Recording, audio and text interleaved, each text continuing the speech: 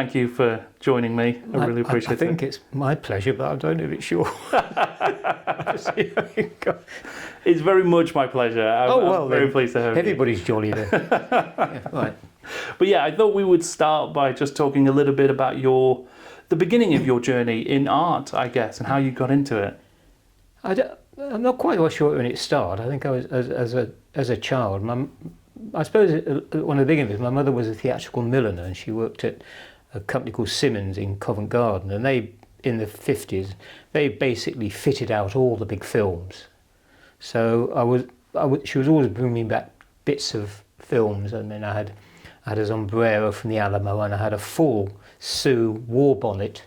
It was so heavy, when I put it on, it just used to turn into a tutu. Right. But she cut that in half, and then I gave half a war bonnet to one of the kids that in the nearby. And so I had sombreros and epaulettes and Beau Brummel and everything. But I was very introduced to how the mystique and the sort of sheer fantasy of filmmaking. Castles painted on glass. So the artificiality of it, just creating magic. So it was easy, and it was always a sort of my mother. The show must go on, and she'd always be coming in and very thespian and very dramatic. So you grew up in that, and although I wasn't neglected, I was left to myself, and I just used to play with toys and my little soldiers, and it was quite easy actually. I mean, I don't recall having to think too hard about it, and I was so busy, kind of people trying to get me to read, and I wouldn't read. And I remember, it was quite before, is this child? Can we teach this child anything?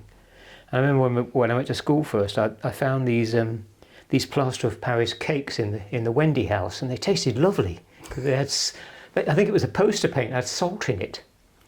So I'm not sure it did me any good though, eating plaster Paris with salt and poster paint. And it was just when I think back, it's a bit crazy. And obviously I had these set of pencils that I got at Woolworths, and there was a colour each end.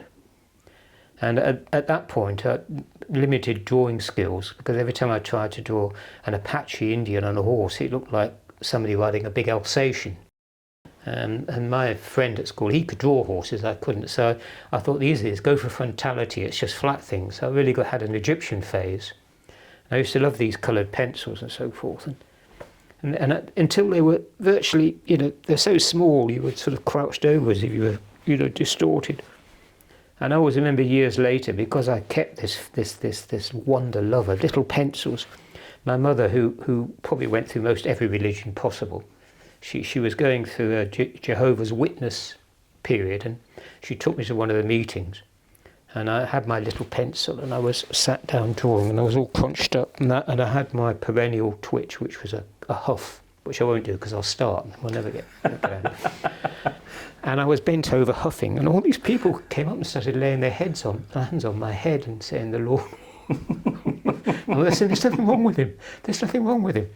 So it was all of that sort of thing, kind of misrepresentation and so forth. But I mean, it was just having asked that question, it's such a gamut, because it was just a blister of Technicolor and so forth. Very, very magical time. And I was just basically went where I went and did what I wanted to do with very little restraint. And then the drawing, obviously, it's one of the few things that I seem to have a facility for. Amongst other things, I could have been a brain surgeon, I suppose. Played the violin in a different world. And then it just evolved from there, really. And I think my mother decided I was going to be an artist, so she was a very strong-willed woman, so, the child shall do. The Jesuits didn't get me, my mother had me, so I shouldn't say things like that, should I? No, sorry, that is not a balk at the thing. But yes, so it just evolved, and it seemed to be a thing. I often think, I was thinking about it the other day, it was a bit like a sleepwalk, because there didn't seem to be any big issues. Things just seemed to happen as if it was not preordained, of course, but just one thing stopped and something else started. And you suddenly found yourself there, and then you were here. without any, as today, self-seeking, kind of the point where you drive yourself balmy, analysing every damn move, and so forth. And that's basically the beginning. I'm not sure. Does that make sense? It does make sense, yeah. I mean, so when did it sort of, I mean, obviously if there's that sort of sleepwalk and that progression that organically took place, when did it become a profession, a job for you? I think you grow up. I think you think that. And funny, I just had an email from an art student in America, and he said he's had an artistic block for 4 years. He's only 17, and I think at that point you're waiting for the muse to visit you, and rather than that, the kind of the art process at base. Most processes are an artisan process. You have to learn the discipline, you have to learn the skills, you have to learn how to use things. Otherwise, you just end up like a hothouse plant. There's this wonderful bloom because you've just aped or sort of plagiarised somebody's style, but you don't really understand how that person or how one gets there. It's just learning all the fundamentals, basically. And once you start to do that, of course, you suddenly it just becomes most things worthwhile are hard got. They have to be worked for. You have to study. You have to understand how. And I think even yesterday, I'll tell you yesterday. I mean, even at this point in I had to draw. I'm drawing a particular image, and it was a dragon as it happened. Well, I drew the body and drew the head. I thought I'll start inking it in. Then I realised the head didn't fit to the body, and I couldn't make it work. And I'm thinking, I've been doing this. Why? Why can't I make this work at this point? So I just ended up ultimately just rubbing it all out, and I think, well, start it again. And it's the whole thing that you stop flouncing about and throwing a temper. It's too hard. You just have to buckle down and do it. And obviously, out of the buckling down, eventually the magic comes. And suddenly you find these moments where you just. Well, for instance, I for some years I studied kendo badly. I wasn't. But it was a thing, and often they and I've said this so many times before, but it does, in a graphic way, demonstrate the point. Sometimes, if you think about the cut, it's too late. It's that sort of body and mind in a sort of, synchronized in a sort of a unison sort of thing, where it just happens naturally because body and mind, hand and brain, that you just sort of naturally move into a rhythm. There's this particular, it's almost symphonic sometimes, and I think that's why, just actually graphic art is so like music. You have your highs and your lows, you have your fugues and so forth.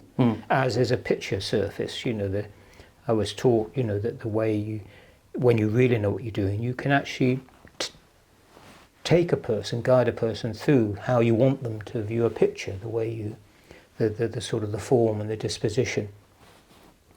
And my style of drawing in the lines, different types of lines have, I believe, different speed values. So you can make eyes move. You have a repeadiograph line. It's a monoline, but if it's a dip pen line, then it has fluctuation because of the natural twists and so forth.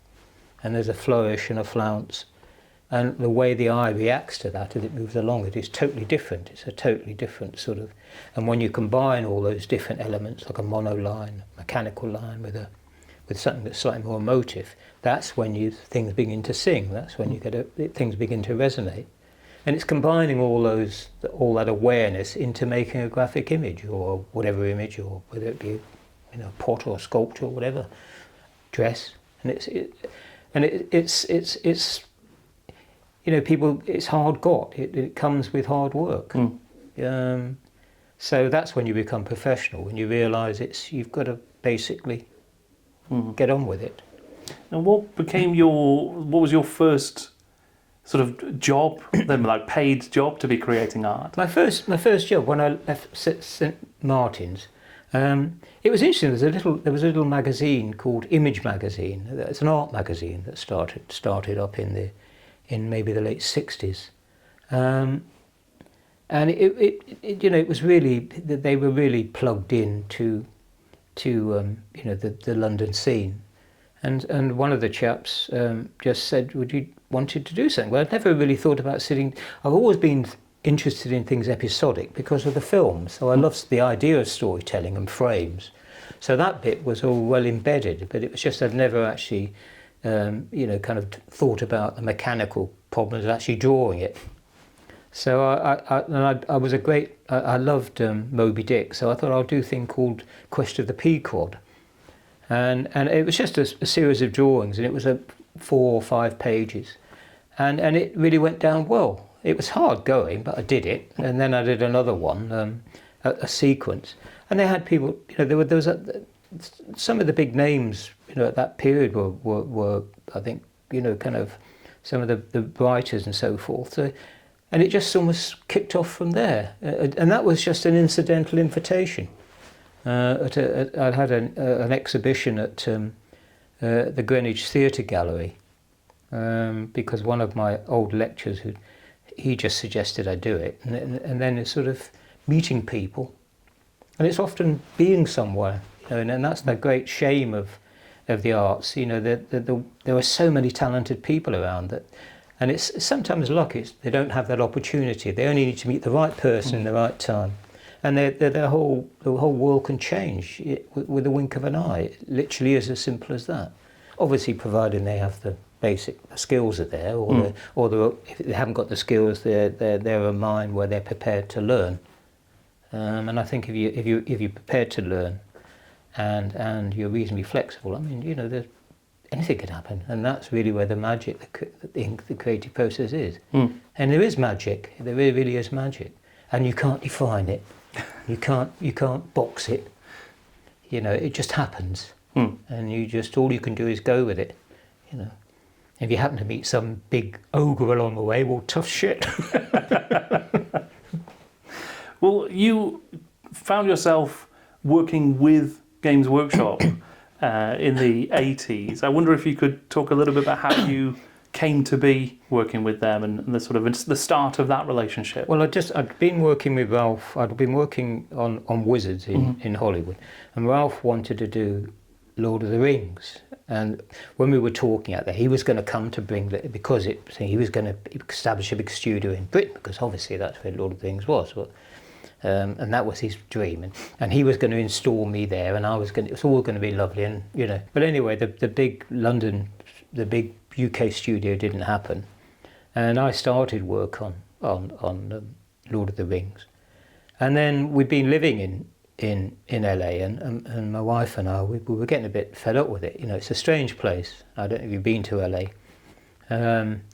Because he'd found us, Ralph had found us, we were down and out in San Francisco. Right.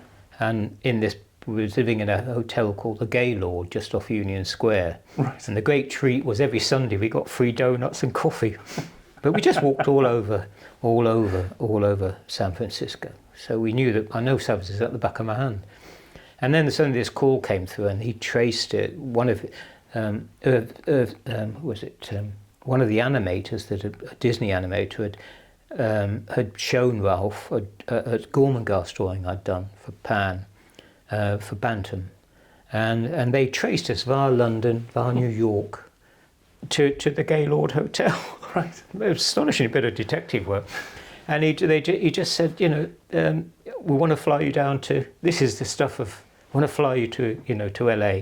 Right. So we were happy to get out, So we were on the plane. We went. They put it up in Farmers, this hotel near Farmers Market. I walked in. And he offered me a job on the spot, working on the film. And I'm thinking, this isn't happening. It was just so unreal. And I said, yes, of course. So we came back, sorted that, and went back, and that was that. But when we decided we'd had enough of LA. We came back and moved to Kingston, and Ralph then came over, and I had this meeting with him at, I think it was one of the big hotels, and he was trying to persuade me, and I just, what you are, I suppose when you're that young, you're arrogant and a bit prattish, aren't you? And I thought, kind of, and he said, you're a genius, Ian. I said, well, pay me a genius's wage. And then he basically told me to go. But anyway, the thing was that I decided I didn't want to go on with Lord of the Rings, so we settled it. And then not long after that, I was approached by Mitchell Beasley and invited to work on the Tolkien Bestiary. Right. So that's weird. that linkage. So, and that just came out of the blue. It was like sort of, lining up in one thing. And when I went to Deborah Zuckerman, who was the art director then, she's a very talented, lovely, really lovely lady, but immensely talented, really knew what she was doing. And she showed me some of the stuff that John had already done. John Blanche had already done for the book. So that was my first introduction to it. And I don't think I met him. And I think the first time I actually met John in person was at White City, when they had the offices, the games, the Citadel, was it? They had the offices there, Steve Jackson, before Bryan moved everybody to Nottingham. Oh right, so like before Sunbeam Road, would it have been? Yeah, I think it was somewhere in White City, and I think that's where I've actually met John for the first time. I was thinking about it the day. Did I meet him or didn't I meet him? And I'm sure that's where I met him, because he obviously was there in and then a little time passed, and then John just invited me up to one of their Golden Demon Awards, which I went, and then he introduced me to Bryan, and then it just, I really liked Bryan, and then Bryan invited me to ask me if I was interested in doing some work for them. And that evolved into me being put on a monthly retainer, and then I just started, and it was great. It was really, it just really bubbled along, and it was, although I'm not a gamer in that sense, so it was a world that I just naturally and easily dropped into. So it wasn't. It was in the beginning. It was quite lovely, and magic again in a way, because I was meeting all these really interesting people, doing things that used to totally befuddle me, and thinking, how did they do that? But that's always been the question: is how did they do that? That came later, watching these guys creating digital images in Texas, and and I'd say to them, what planet are you from? And I'd be sitting. Although I had my Macs, I'd be sitting there with a pen and ink and a dip pen, and they'd be coming in going, awesome. It was like caveman technology, And yet it's very strange, and there's always that sense of awe, and being appreciative of that. The kind of thinking, well, what sort of brains you need to do that? It's way beyond anything beyond 5 confuses me. So. But they were just always meeting these incredibly interesting people, and again it was just the sort of the sense of adventure, the sense of discovery, and the fun of being part of something so vital, despite the fact that on some occasions all that brilliance, all that skill ended up going nowhere, for all sorts of reasons, whether it be corporate or some film company decided it wasn't going to go out, or so that was one great frustration, that somehow so much energy just seemed to sort of be wasted. But that's very much how it is today, and I think you see people beavering away, and their stuff is just buried because they just want more of the same, and anything that just might it might sort of, is this going to make a profit, it just gets pushed aside, and that it just slows the whole process. They get to it eventually, and then they claim it as their own, but they're not prepared to risk making those leaps, across the abyss to something that might or might not take off. But at that time, then were you working closely with John Blanche and the rest of the team, or were you? Yes, we were. I mean, John and I, we just sort of, John used to come down here on his Harley Davidson. And we were just working, and it was easy, kind of, I mean, Bryan was brilliant. He just sort of, and I always said, like the same when I was working for Ralph, he just gave me my head, and he knew what he wanted, and he just let me go. He pulled me in when they had a particular scene set that I had to draw around. So I've always found, although I now have this thing about free fall, I just, kind of go for it, and sometimes it surprises me. Well, like the dragon his head wouldn't fit on the body yesterday. That was a total surprise. It looked right in pencil. it just flowed naturally. Bryan, because Bryan had a vision, he knew what he wanted, and at that particular time, the stuff I was turning out seemed to, and John knew what Bryan wanted, and it was just a very, they had all these guys in Dutch paratrooper boots coming in, and they were all just doing everything they did was great. And then suddenly there was a point where they introduced, kind of time clocks and so forth. And I suppose that's when the banks need to see that, same thing you can invest. And of course it did work. But I think that as it became, that the corporate element became more pronounced, then, that sort of loose cannon stuff tended to get, pushed into the, well, I don't know this is for fact. I mean, it may be the case, but... There were some crazy guys there, but they were all brilliant at what they did, and so it was just easy, but pleasantly so. I mean, and I didn't angst about it. I just do these things, and I just sometimes think that that sort of license, I could do it now. It's God no, and I said, don't think, do, and that's what I say to young people now. Don't think about it, just do it. It's the doing. All you do is you talk yourself into you just hamstring yourself with talk and is it going to work? Is it important? Is this what I want to do? Is this need?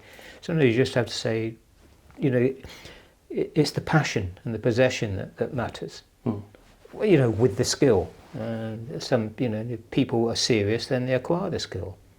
And if they just want to be a sort of the bloom of the moment, they just take it and then they flutter off somewhere else. It's the world hasn't changed in that respect, I don't think. Sure, no. I mean, it's and one tries to do it the best one can and hope that one doesn't end up looking a total tit. By thinking oneself more important than one is. I think so. Yes, so. Following on from my experiences with Ralph and then working with Bryan, it was great. It was a lovely period. I mean, there were moments in it. It's real life. So, there were things where there were moments of stress. But I mean, that's we're alive. That's living. Sure. Would that be down to? I mean, would you be given very specific briefs, or would it be like go and create us a number of pieces that might fit this theme or this idea? John used to just say, Ian, can you do this? Can you do that? And then I'd just go away and do something. And strangely enough, it all seemed to work. And then people would say, I remember somebody, I can't remember it was something saying that they gave me this sort of that somehow I got my style from Games Workshop rather than me taking my style to them, which I'd already established. I can't remember who it was, and I thought, stupid. How dare you say that that my style is Games Workshop generic, but that was I don't remember who it was later on, and it just seemed to, the way I drew just seemed to fit the bill, and obviously because I've been drawing that for Wizards.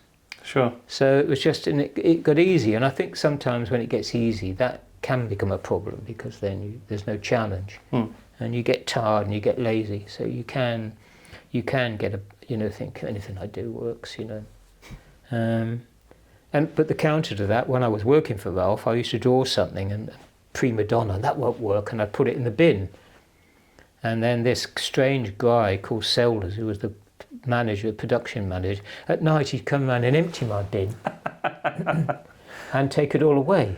Right. And then I always remember one day he came in and he said, Ian, isn't it funny how talent and intelligence aren't synonymous? And I'm sitting there drawing, I'm thinking, that bastard's just insulted me. I went to Ralph, I said, I'm not working with that. And Ralph said, what's going on? I said, that guy, he's just, because I then wrote on, I actually wrote what he just said to me and put it in the canteen, from the wonderful thing of etc. And then, of course, I seemed to unleash this old history where he'd upset other people and it had been pinned up on the wall. And then there was open warfare then, and then it became, and so there was all sort of strange things going on all the time. And it was, working for Ralph was like, I suppose, the artist's sort of thing of trench warfare. You lived every second of it. It was all full on. And I was kept in the dark, with my woody woodpecker desk once it was bright sunlight outside, and I actually got anemia. Wow. Because Ralph was so worried about security, because I'd come in before the sun came up and I'd leave when it was going down. Right. So they sent me to this doctor like Kojak with a big lollipops, and they injected me with thousands of sorts names of vitamin B and D, right. And then I suddenly came alive again, So, but that's all the sort of the sort of the rather pointed side of all the sort of. And there were crazy guys there, and it just followed on. So it was a whole period of, when you still got youth on your side, things don't hurt. Nothing looks like it's going to fall off anytime soon. And you can still jump out of bed in the morning without falling out. Like, oh, shit. So working with Ralph Bakshi on Wizards, that was, it sounds like a really exciting time, quite an energetic time. He was crazy. He's bigger than life. He was like a big bear, he's a huge man. I always remember when he came round to, we had this apartment on King's, it's a strange place, LA. And we had this apartment on King's Road, and you could come down from the apartment, but you couldn't go up because of all the security. And it had a swimming pool in it. And he came round one night, and this cat had adopted us. And what we didn't know, that Ralph was allergic to cats, and he was laying on this long settee with his JB whiskey, and then he began to fill up and get more and more, and it was, what's the cat in here, And he was just bigger than life. You couldn't be in a room, but it was just amazing, because I'd never experienced anything like it before. And he was very, very good to me, some people, people have different views about Ralph, but he was absolutely, from a creative standpoint, he was a brilliant director. The thing about Ralph, he had the ability to spot. He was a bit, some people said, he managed to pull the right people in, and everybody, kind of did really well. And it was a strange time, because my wife didn't realise she used to just go round, just wander around with her. We didn't realise on my work permit she could have worked as well. But it was it was a strange time. We were young. LA was alien, and I walked.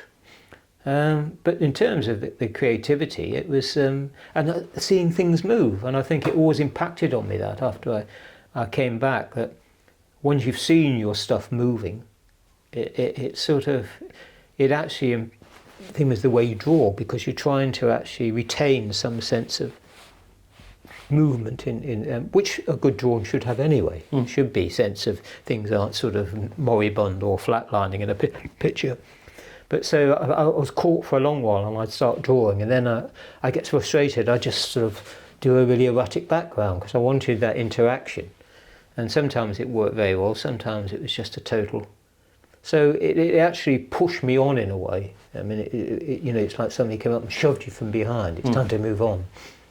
And I've always been very aware that one needs to. I think the prime directive of the creative process is to continually reach out and try and discover.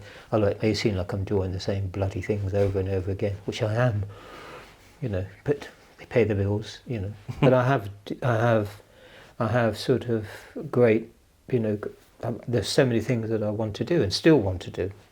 So that urgency to continually reach out and find new ways of doing things. And even the other day I did something, and I suddenly realised when I'd finished it that I'd actually made a step, and it was only, and I wasn't aware but I thought, I've just understood. When I did kendo, it was like, it's a 360-degree thing, and there are different levels of awareness, and then when you get to be good at it, it's like sailing, it's the wind and everything. And it's just where you are in that awareness and thinking and sort of all the nuances. Then you suddenly realise, yes, I've just learnt something new. But I wasn't conscious I was learning it till I'd done it. And I thought, I'm good, now I understand. And that quite excited me, that suddenly, last Thursday it was, I thought, I've learnt something new. This is really... And it's that sense of wanting to do more and more and more. It's just the fact that now, yesterday I keep going to sleep at the door table, like the dormouse. I keep dropping repeating-graphs at 18 quid a pop, and I'm thinking, oh shit. And I drew a big line right through the door and through the dragon whose head wouldn't fit the body. Right. Big blue line. I'm thinking, well, I won't tell you what I said, but I managed to erase it. And that happens a lot. So that's a bit strange, and I'm not aware I'm asleep till I drop something. My head's down and I've stopped listening to tapes because those used to put me to sleep. But then I realised I've now created a whole sub-dialogue of stories that are going through my head, and which puts me to sleep. So I was having some dialogue, and I'm thinking, what was I thinking about that? And it was, I just created a story in my head which had put me to sleep. So there's a new battle now. It's about sort of the sheer physicality of trying to keep going and remain that sort of the vitality and so forth. But it's getting exciting again. It's getting really, and that's great. And I still seem to, I think one of the most exciting things of late, I still seem to be relevant to a lot of people. And that is, I think, for a creative person, that's good. That you haven't sort of, I mean, I remember the writer, John Harrison, who I did Lock in the Head with, who is a superb writer. I don't know if you've read any of John's stuff. I've not, no. Oh, well, I recommend him, He's absolutely first class. But we did Lock in the Head together, which was Viraconium. It was based on one of his books, Viraconium. Right. And he said, to us we were sitting there one day, he said, if you're around long enough and you just keep going, you acquire a reputation by default because you're just still here. So sometimes, just because you've been around for so long, somehow, you acquire a sort of a pedigree or something, or, a vintage. And I think a lot of it's to do with that. I think they've just been doing it for so long now, But I have to say, I'm not, as I said to Ian Livingstone, when we were talking for the first time, that I'm not a great fan of my own work, so, I never will be. Because I'm always looking around thinking, God, that's good. Why can't I do that? And I'm thinking, why are people, what is it about this that I don't like it, but people do, but I can see somebody that's doing it much better than I can. And on it goes. And I think there is that sort of, I do think that it's some, there has to be a humility about your own process, I think. You can be confident, you can be professional, but I think there has to be a root of humility, a sort of a simplicity of mind. Otherwise, you just get tied up. You tie yourself in knots, and you become a bit sad and a bit of a joke. Do you often revisit your earlier pieces, either to look at or to I do. draw I'm inspiration? finding a lot of them. Yeah. I keep getting told off for selling them. Well, I think, I can sell this old shit. I can sell this. And I found a piece the other day. I'm always finding pieces, and some of them I really like, because there was a time when I used to kind of paint very fine. I suppose which would think, why don't I paint little things? I used to watercolours and paint watercolours and things, and very small ones. And my sight was a lot better then. Not that I couldn't do it now, but you just your needs change. And I just love the vitality, and I used to. Although people know me for the tight work, I used to often run at a wall with charcoal and so forth. And you need that counterpoint where you're working very loosely. Our carpets in the house, they were pink when we moved in, and then they were black because I'd be walking compressed charcoal down the stairs all the time till we took them up. But I needed to work and get messy, so I could go back to the really tight stuff. So there's always that process of experimentation in it. And my son, who's an artist, I admire him because he had the intellectual. He was braver than me intellectually. He's probably doing what I should be doing, but I haven't got the to push and explore. But I don't mind that, because that's good to be able to see what could be or might have been, sort of thing. and in my own way push. But you are, you kind of the ones changing all the time and trying to understand how to use a process. It's very thing with that you've got to. I was always taught that the artist, the technician stops where the artist begins. So you can get somebody that's technically brilliant, and it's to the point where your mouth drops open. But it's whether it's breathing, whether it's those little nuances. And then you get somebody like a German expressionist that just puts this primary colours on, and you just stand there. From a visual standpoint, it just blows you away totally. And you can look at something maybe that's kind of a far more photorealistic, and it's still. In fact, there was a thing today. Steve Stone had something on LinkedIn that, and it was a lovely image. It really was. I thought, God, that's really so nice. And it's not somebody it's somebody I've only just been introduced to. But it was a really nice, within that sort of that type of illustration, that type of painting. And so you've always got these juxtapositions of form. You can have something which is quite, free and sort of primary, and then have something which is so polished and honed. And that's the joy of it all. Yeah.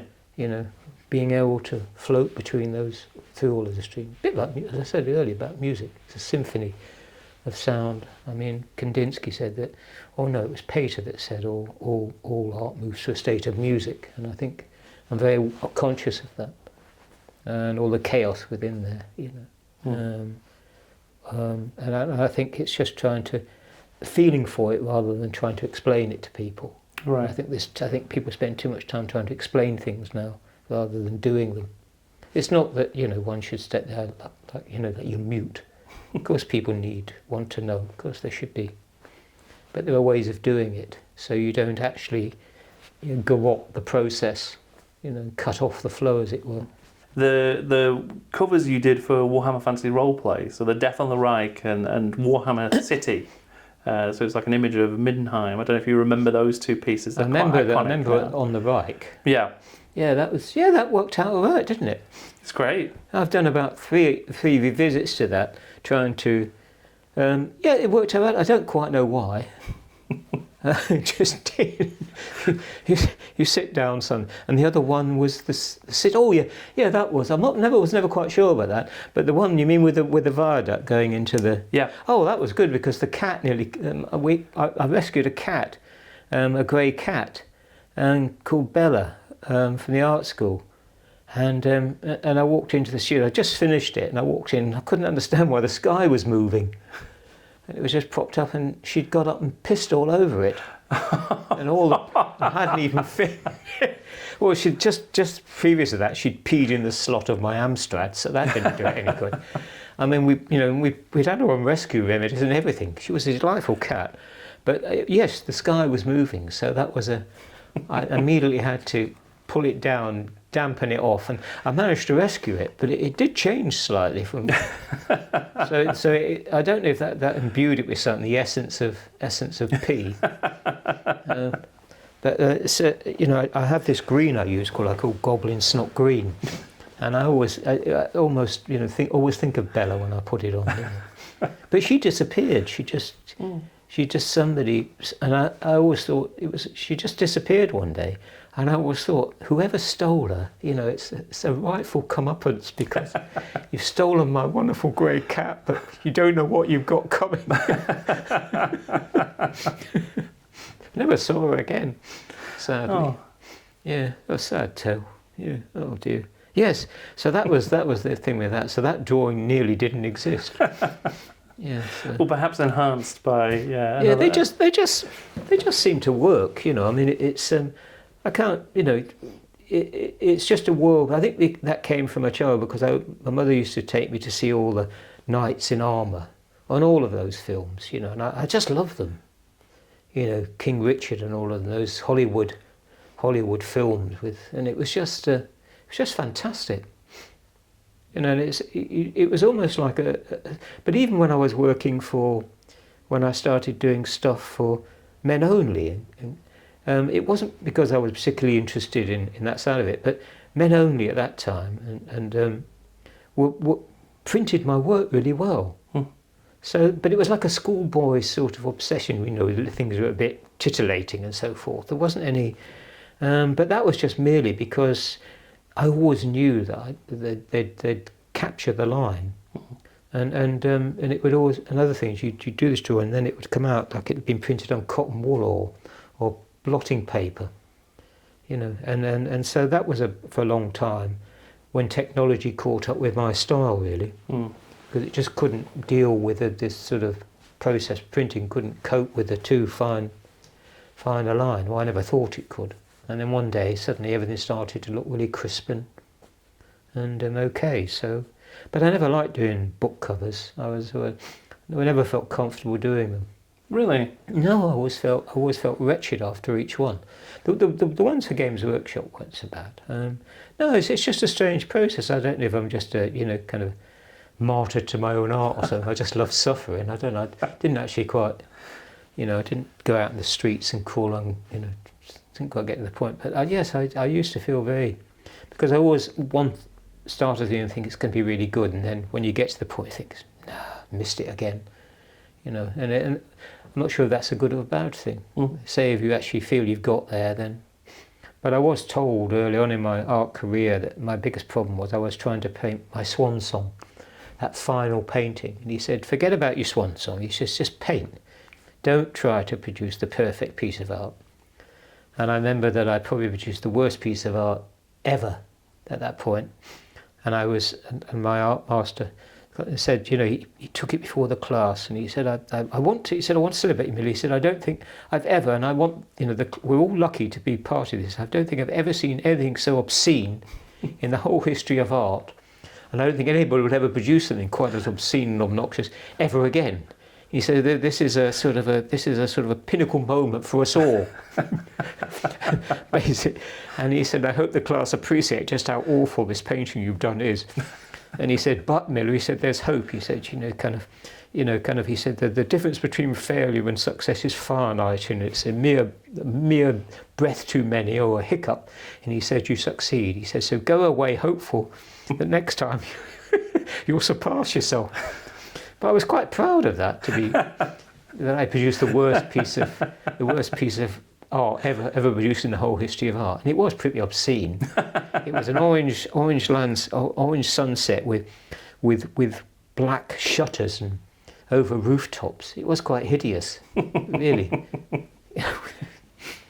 But one of these hideous paintings, another one I did that I thought was the bee's knees, was a marketplace in a Spanish town with donkeys with flower baskets.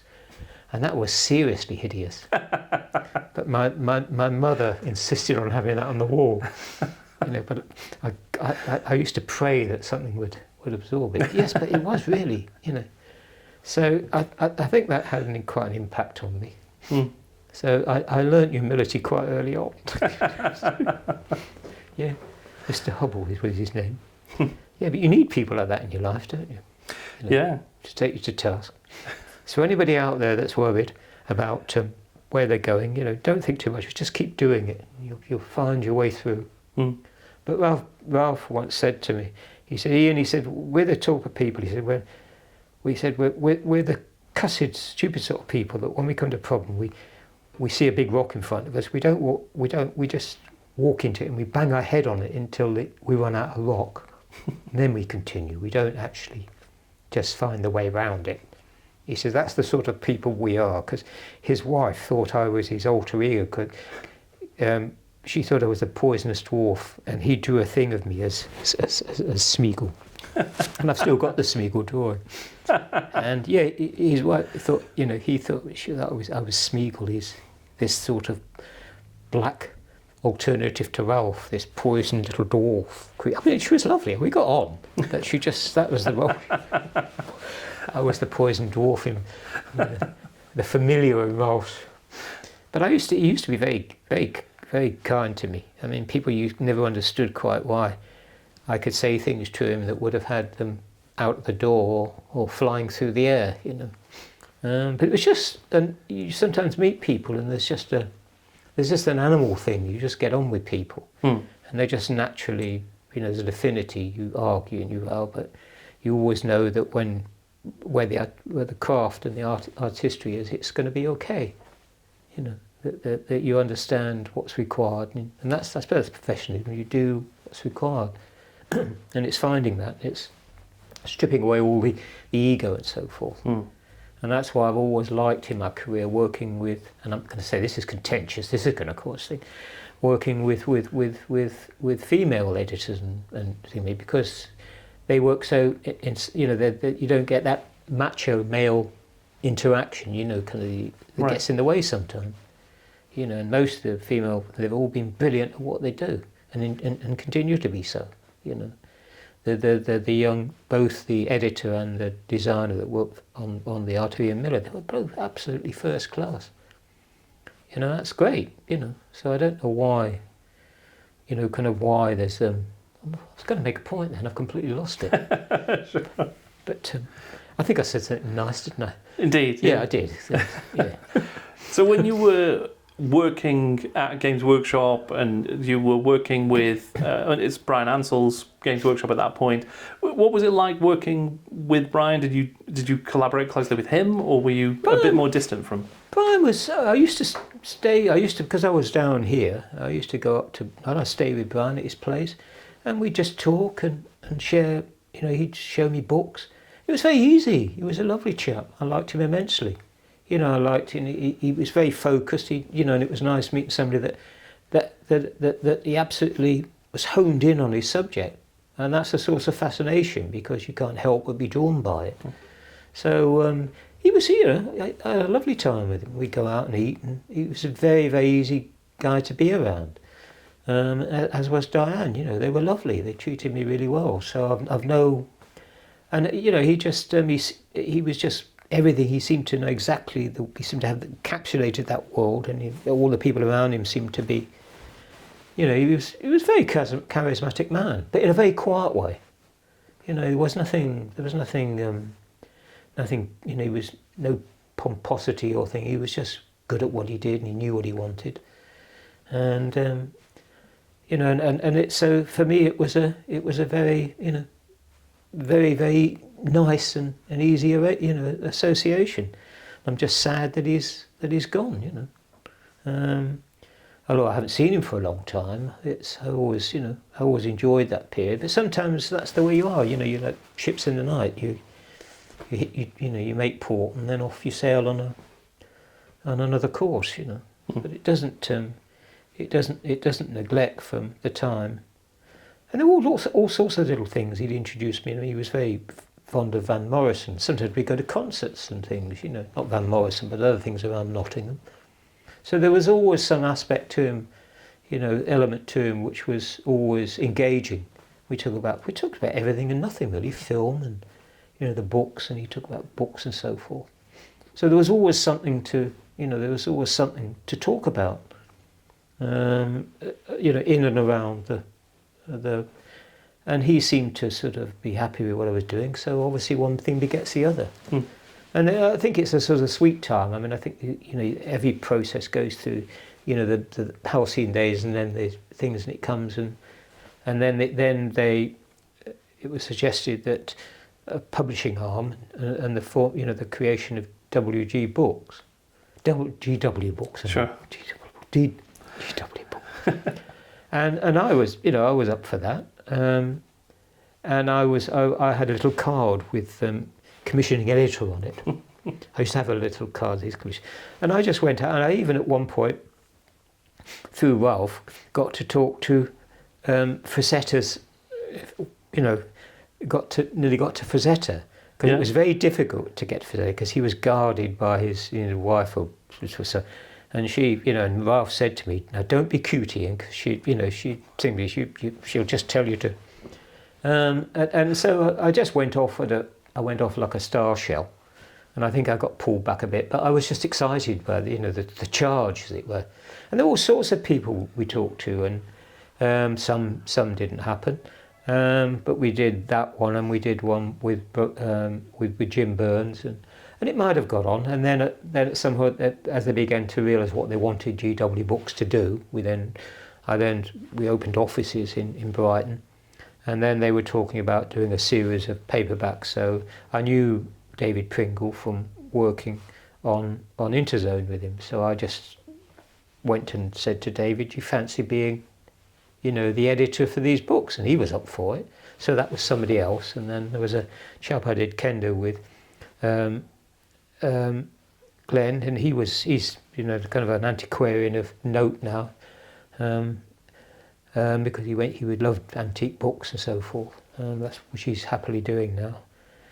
And he was very clever, so there were three of us in the office, and it worked for a while. It was great, but then slowly, as these things do, the little bits of grit get in the wheels, misunderstandings. And then I think it just naturally ran out of steam. And I think I was almost arrived at the point where I'd had enough and they'd had enough of me. So we just parted company, really. But it was just, that seemed perfectly natural because I was already moving on. There was other things happening. So, but I don't think there was any great horrors, great. So GW Books was established in '89, I think, and then there was a number of those fiction. No, it was before that, because I'd been gone by '89. So was it you had left even by then? Because the first books were actually published in '89. Oh well, I think I went a bit before that. I think I was. Now, obviously, don't take this gospel because I just been thinking back. That was such a fast time. There was just so much going on. But I think there was a time like I may be wrong. I may not have been there. Well, I guess there was a period of commissioning work and books being written, and then those first ones hit the shelves in '89. Well, David, after I'd gone, David went on doing it. Glenn left to go back into antiquity, antiquarian books. And David was there on his own, so he ran GW Books on his own for quite a while. Then, and he became the sole member. Sure. So that went on for quite a while after me. Because I was curious about because those first few books in the run that had quite intricate covers and quite artistic covers. I did those. Yeah. Right. And that was just play. But Bryan had this. He'd been, as I recall, Bryan had all these things. He got these things from a hospital or something, sort of strange. He came up with all these strange embryonic things, or like cells. I mean, I can't quite remember what they were, but they were quite weird. And we were talking about how to do it, and then I was just into that point of just doing strange montages and things. And it was all just happened. It was all instant whip stuff and playing. It was all off the cuff, just let's see what happens. Right. And I think that was the great thing about that period, let's see what happens. And sometimes doing that, sometimes it fails abysmally. But in that instance, everybody seemed to be happy with what was happening. I wasn't sure what I was doing, but and so those initial covers were everybody thought they'd do the job. So it's you just go with it really, because it's all seeing. I thought, well, could it be in this? Could it be in that? But you always look back and think, oh God, why did I do that? But that's history, isn't it? I mean, why do we do anything? Talking to trees and birds and walking trees, things like that. Because I love those covers, and I think that they are really, they've become these sort of artistic artifacts now, those first editions. Where it's like me. I'm still moving for the moment. But they're still moving as well. I mean, I'm reading through those at the moment, and they're quite affecting, some of those. There's quite some powerful stories in there. It is interesting because there's I don't do the media thing. I don't do Twitter or Facebook, but I did Instagram. My son tends to load stuff. I do LinkedIn because I don't understand how that works, but that's quite interesting. I'm not quite sure about that, but it's fun because I don't understand it. They keep offering me premiership, but I don't really want to contact anybody. Sure. And do they want to contact me really? I mean. When I said I was a bottomless boat builder, I started getting all these things from boat builders around the world. I mean, I think, well, a boat that's powered by prayer and Irish, linen, blessed linen, kind of. I think they'd work it out that it was, and then kind of. At the moment, I'm a senior wick trimmer, and seems to. You've got to be, you've got to do that. I mean, you just need those. You have those little capricious areas in your life, or throughout your life. Otherwise, you just go the way things are at the moment. You go totally lose the plot ultimately. But what did you ask me? Well, I was just curious. I mean, I was just reflecting on and this is probably the danger of it, asking you to explain art now. But like on some of those early covers, there you sort of see the name of the book and it's scrawled in text and then it's repeated. I used to read always when I did them. I always used to read the book. Right. I always read everything because I thought I just want to, because you have to have you need an impression. You just need something. It's like a sedimentation. You kind of this sort of letting the kind of the fluid flow through all these layers of consciousness, and so you're left with a flavour or a tint or a nuance, not necessarily a kind of an in-depth, kind of, I remember the script, every word of it. You just have an essence of the plot, and just to create sense of, the kind of the lighting or the, kind of what the gloom within the drama within the piece.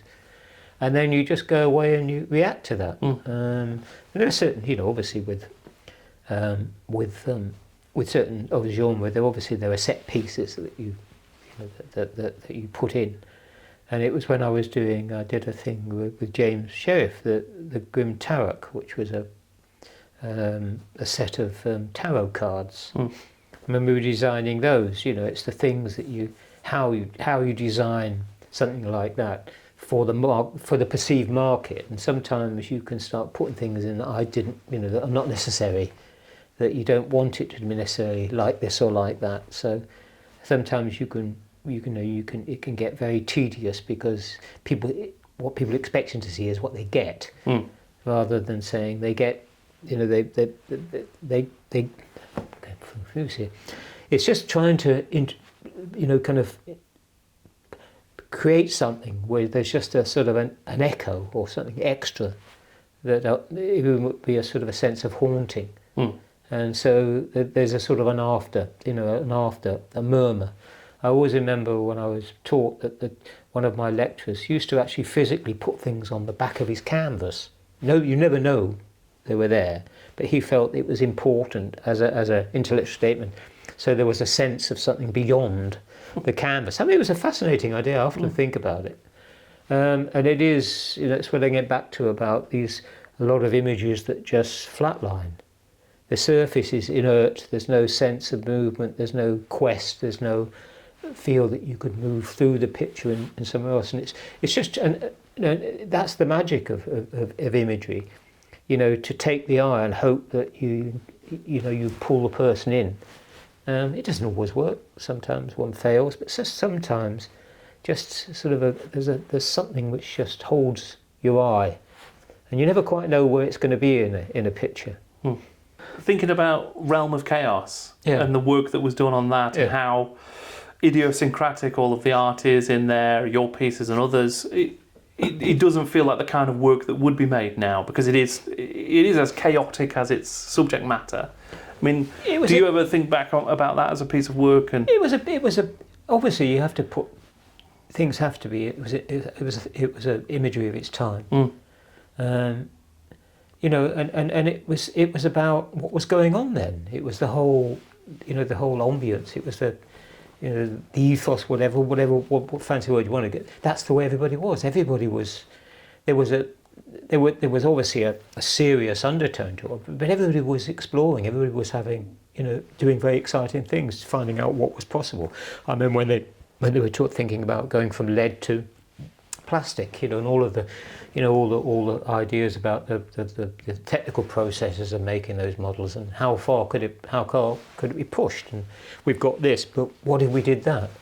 And everybody was just being carried along on that. And I think, I'd draw something and John would say, that's what we want.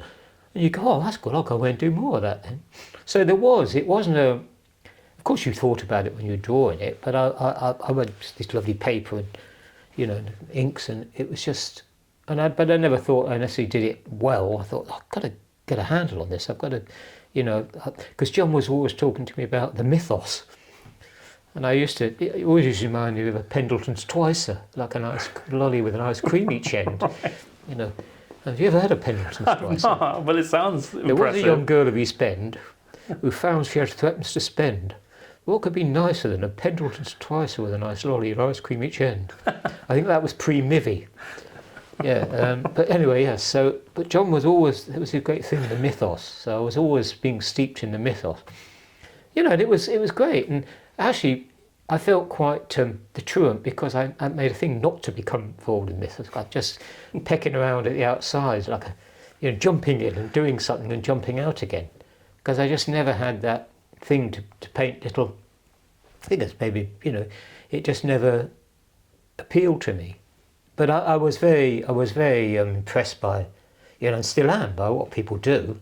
And occasionally I get, do swaps with people, and there's amazing, finish some of the Finns, they do wonderful stuff, and I've got all these strange little things and that arrive in the post, and I love them, So I'm very appreciative of it, and I really, this guy keeps trying to buy a box off me that was made by the chap that did the Father Christmas, he made it for me. Right.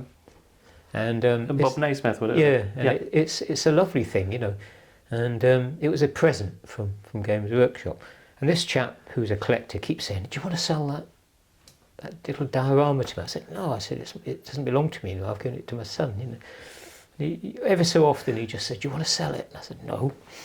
And I never will, because it's just sits there. It's in my studio, and it's Dan's when he wants it.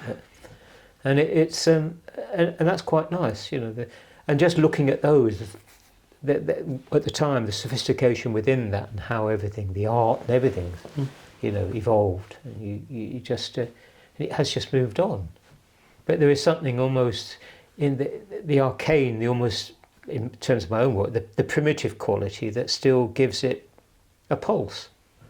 And you think, well, I don't know why it works, it still does, but it seems to, and it seems to work with a lot of people. So.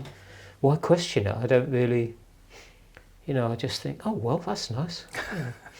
Well, I don't know what else I'm supposed to say, really. I think, oh, yeah, I'm so damn good, I think there'd be a subtle, or more than that, no, it wouldn't be a subtle trap. It'd be one big bloody hole to fall into. Wouldn't it? Do you have a favourite piece of yours from that era, though, whilst you were working with GW? I think the Temple of Chaos. I liked, and I liked the thing on the river. I quite liked that. That worked out quite well. And there's some of the little drawings. I think that really worked. And most of them, I don't feel very good about. But some of them, I like almost like the pen work in them. And I just need to do that again. I need to free up. And I think I know I can do it. And so that's one of the frustrations at the moment. I just need to stop thinking and just draw again. I mean. And I say not thinking, but allow the process to do, because you just switch into some sort of mode and things happen. But I'm still surprised when something happens. I think, why didn't I think of that before? And then the next week, and it's the old thing, the old Irish thing. I wouldn't start from here if I was you. And although I know how to start a drawing, I will start them differently. And it's all mood driven. And I think you've got to give way to the, I think the passion and possession are the major part of the process. Yes, the skill and the intellect, so forth, they're all vital elements. But there's got to be a sense of possession, I think. Whatever you do, whatever you do creatively. I was curious about that Father Christmas, the Sanity Clause. Yeah. There was the White Dwarf cover and then the Bob Naismith miniature. Who came up with that? Was that one of your creations that he then sculpted? Yeah, I think there was this Lovecraft thing, right, with the tentacles. I can't remember. I think it was just happened. I think I drew it because I was quite into that, and it was easier to draw something with lots of tentacles rather than Sometimes you draw things because they're easier to draw than I think, God, I can't. I used to draw a lot of hands. I have real problems with hands, and I always remember I'm going to name drop now, but I always remember Terry Gilliam saying to me, "Why do all your people have 6 fingers, Ian?" And I'd never noticed. And I'm thinking, are they? You know, and I used to, when I was younger, I used to copy. I loved Dürer, and I used to, if I copied, I used to draw his hands, copy his hands. I was quite good at it, and I think something happened. And now I have a real problem with hands, and so everybody ends up with armatures and claws, and they think it's really clever. But I mean, it's just a lot of it. You know, kind of a lot of the skills you learn to cover up inadequacy. So, and so sometimes the best things come out of mistakes, you know, so this idea that you're in control all the time. And I think it's always that thing, you know, kind of, this drawing should have been easy, but it isn't, because I didn't start from the right place today. and it's never changed. I know how I should start, I know what I need to do. But any given day, it doesn't work. And I've always been the same. It's like, you know, there's wires in my head, and one of them's always been loose, and it just keeps shorting. You know, I once said to her, you know, kind of, I'd say this happened to us in 2, you're born with 3 levers, and I worked out quite early on what the first 2 did, but I'm still not sure what the third one's for. You know, that's why I've never tried to fly a helicopter. And and on it goes. And I think it's, we were talking about, no, I shouldn't talk about dying, should I? But I've been to 2 virtual funerals recently, and it's getting a bit weird, you know. And I think at the end of, you know, the burying is, you know, you want an usherette to come on with a little tray, don't you? A little light over it, saying, you know, give everybody lollipops and tubs of ice cream or something, you know, just to. You want your Pendleton Twicer? Or a Pendleton Twicer would be ideal, yes. I don't know if they make them anymore. I think there's something from the long distance past. I even remember the little St. Trinian's type girl dancing into her Wimbledon, front garden with a straw hat on. I don't know why that's etched into my psyche. I also wanted to ask about your work on Fighting Fantasy. So Yeah. you did, I mean, I know you say you weren't too keen on doing book covers, but you did 2 pretty iconic covers for Fighting Fantasy. Well, I mean, the thing is, you know, I never felt right with book covers, but, you know, we all have to eat. I mean, Raphael said we're harlots in the marketplace, you know, you sell to the highest bidder. I mean, you know, I'm a realist, you know, I had to pay the bills. And again, it was, you know, they just came out of the blue, and the first few were just fun. And I didn't really know what was going on. And Steve Jackson was really nice, so just popped along, and he bought all the early ones, and he was, you know, met him off and on over the years, but never met Ian. And that was just a sort of and then I was never invited to do any more. And I thought, oh, well, you know, but everybody kept going on about how good they were, and I kind of went, well, if they're that bloody good, why has nobody ever asked me to do any more? Not that I want, and then I did an internal one too, which I wasn't too sure about. But I didn't think it, and I think I got offered, but I thought, I don't want to really do that again. You know, I wasn't really happy with what I did. So, and so there's always that sort of, you know, that self-criticism, and I think that's important. You know, not wanting, you don't want to disappoint. And I think the thing is, you know, when it's fine, when everything's finally toted up, you don't want to be seen as, you know, as a bit sad. You just want to be seen, well, you know. I always said that most artists run towards being in mediocrity, you know, to be fully embraced by it. So there's got to be that continual element on a day-to-day basis. You've got to be introducing, you know, the fantastical and the whimsy into the process with all the important bits, you know, because there's so much to be, you know, critical about, and, you know, to lose sleep over in terms of screaming politically and so forth, all the things that are going on in the world. So it's a way of maintaining some sort of a thin veneer of madness between the madness and the madness and the madness and the more madness. Yeah, and on it goes. Yeah. Yeah. I did have one final question, which was just about Rat Spike, which was the art book that you commissioned, that's your art and John Blanche's art. Just any sort of reflections on it all these years later? Do you ever pick it up and leaf through it and sort of remember what that time was like? I remember it perfectly. It was very, because John was an art director and I was an art director, and I don't know if that didn't increase the kind of, and we decided as part of the thing to do a book together, and then and so it was a very John. We just designed our halves because I didn't want to. John had an idea, I had another, and there was a point at which somebody there who's now long gone from Games Workshop decided that my half wasn't Games Workshop enough. Right. Yeah, but John's was, kind of obviously Games Workshop. and I remember that's one of the few things, and I said, well, if you don't like, basically take it, and it's either that you do what the hell you like with it. I don't care. You can't start the race and then change the rules halfway through the race. That we had a criteria. We had a basis to start. We worked on the basis of that. If you want to change the emphasis now, then fair enough. But so it really didn't happen. But then somebody decided that they would let it happen, and then people started writing about me that I was a punk, which is ridiculous. I mean. They call me post-punk. I think that's what upset me, post-punk. Right. And I thought, post-punk, what the hell was that? I've nothing wrong with punk's great, but I wasn't a conscious punk. Or thing of it, it was just part of the cultural, just the great flow of things happening, and very exciting it was, and necessary. But post-punk, I felt I wasn't sure that was an insult or not, And I thought, I'm still young. How can I be post now? Yeah, but it was an easy process, and all the people that worked on it again, were really good. Everybody who worked with it. Everybody was sweet. There was no kind of no moments where it. But Games Workshop was good like that. I mean, in those days, everybody that was hired were good at what they did, and they did it well. And there was a wonderful paper engineer, I can't remember his name now, but he'd been in the paratroopers, and he was just absolutely brilliant. He could make boxes, all the displays. We used to stand there and watch him do these things, but he was just a natural, lovely chap. And then obviously the model makers.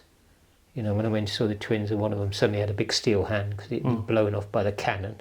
And be still working away. I'm thinking, what's happened here? So it was. So genuinely, it was. They were all lovely, And I can't. And if there were any people there, I'd choose not to remember them. Because there's the sort of the plenty of sunshine there, and there was actually in those studios coming through the window. It was quite a nice place in Nottingham. That's a nice thing. It's like a fairy bed. That's like we'll get tucked in and go to sleep now, don't we? Yeah. Well, I think that we probably are due some rest, because we've been talking for a while. And Ian, thank you so much for joining me. This has been a real pleasure. I've really enjoyed talking to you and hearing a little bit more about your experience and your career. So thank you. Yeah. Oh, right. Yes, it's a bit confusing, wasn't it? I enjoyed it. I thought it was great. Now, did it really happen to me, or did it happen to somebody else? Oh, that's good. Yes. Well, thank you. It was very jolly. I hope within that sort of that mess of gruel there was a few tasty bits. Yeah. I think so. Yeah. I think so.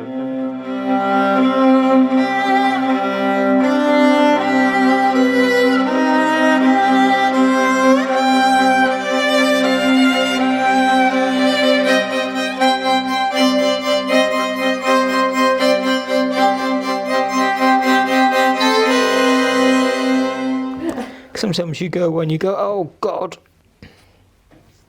I gave this, we're not still on. We're still recording. Oh, we're still rolling. Yeah. Oh, well, never.